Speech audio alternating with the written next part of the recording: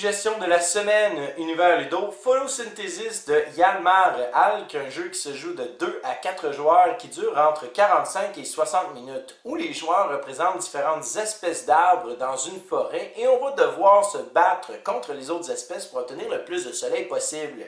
Plus qu'on a de soleil, plus qu'on va recevoir des points de soleil et plus qu'on va pouvoir faire des actions, soit de prendre des pièces de notre plateau personnel et de les rendre disponibles pour qu'on puisse les transférer sur le plateau principal.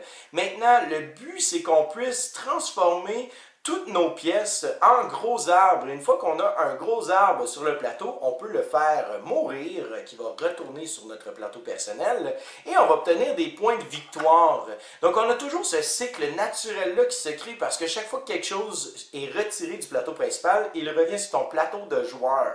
Mais non seulement ça, on a aussi le soleil qui se déplace autour du plateau et donc chaque fois que le soleil va être en rotation, eh bien on va obtenir des points de soleil dépendamment de l'angle de ce dernier. Comme par exemple si on regarde la ligne ici, eh bien mon petit arbre bleu va recevoir 2 points de soleil parce que c'est un arbre moyen, alors que celui-là n'en recevra pas puisque je lui fais de l'ombre. Si on regarde cette ligne-là, eh bien le joueur vert va obtenir 3 points de soleil parce que c'est un grand arbre, mais il se fait de l'ombre lui-même. Donc on est tout le temps en train de réfléchir à qu'est-ce qui va se passer au prochain round. Est-ce que c'est bénéfique pour moi de faire ça?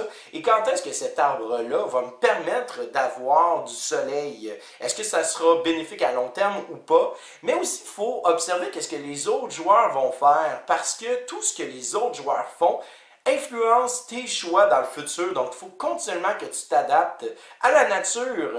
Et c'est génial parce que ça nous permet en fait d'avoir une rejouabilité assez grande puisqu'elle est basée non pas sur les différentes stratégies, mais bien sur qu'est-ce que les autres joueurs font.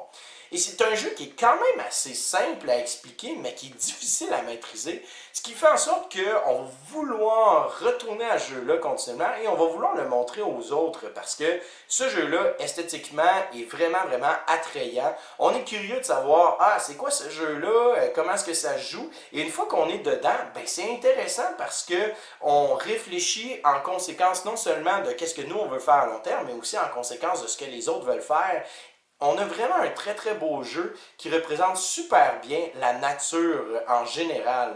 C'était Vincent, la suggestion de la semaine, et je te souhaite à toi et tes amis un bon jouage!